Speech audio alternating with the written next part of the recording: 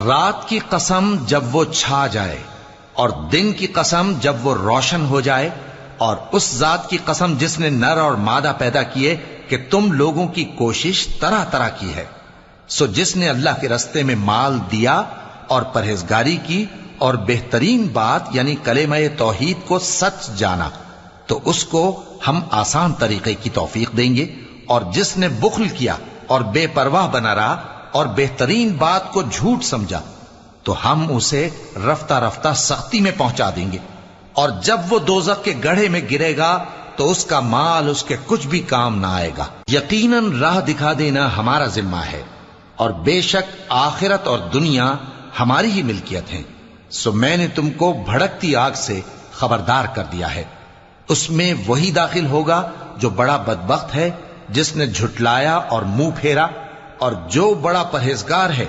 وہ اس سے